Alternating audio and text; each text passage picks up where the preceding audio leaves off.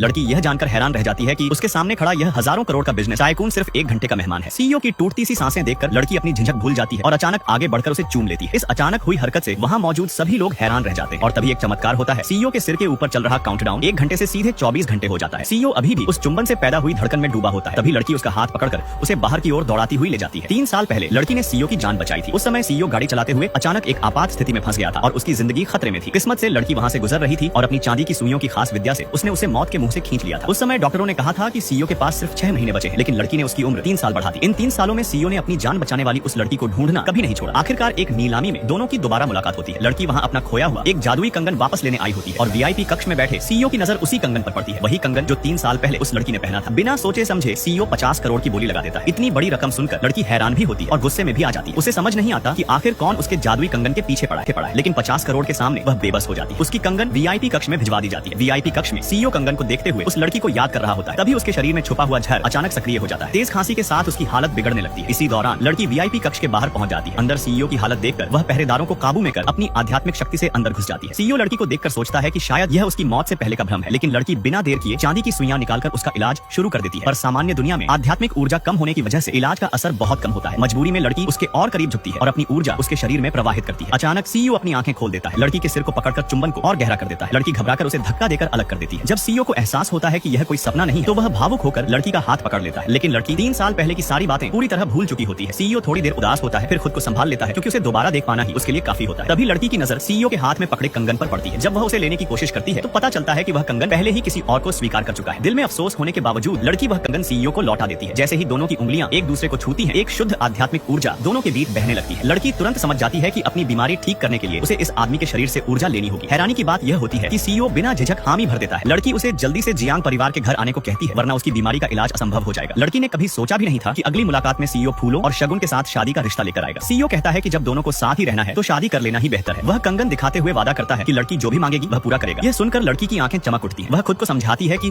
उसे दौलत का लालच नहीं है, वह तो बस लोगों की जान बचाकर दुनिया की भलाई करना चाहती है। सीईओ के घर रहने के बाद लड़की महसूस करती है कि पूरी हवेली पर काली और भारी ऊर्जा छाई हुई। जैसे ही सीईओ घर में कदम रखता है, उसके शरीर का जहर फिर से बढ़ जाता है। लड़की तुरंत उसकी पीड़ा कम करने की कोशिश करती है। तभी सीईओ की मौसी और उसकी चालाक बहन वहाँ आ जाती है। मौसी लड़की को रोककर उसकी पहचान पूछती है और उसके चरित्र पर सवाल उठाती है। सीईओ सबके सामने लड़की को अपनी पत्नी बताते हैं। लड़की का ध्यान इन बातों पर नहीं होता क्योंकि वह देखती है कि सीईओ का काउंटडाउन फिर से सिर्फ 1 घंटे पर आ गया है। वह बिना कुछ सोचे समझे फिर से उसे चूम लेती है, लेकिन इस बार सिर्फ 2 घंटे ही बढ़ते हैं। लड़की घबरा जाती है।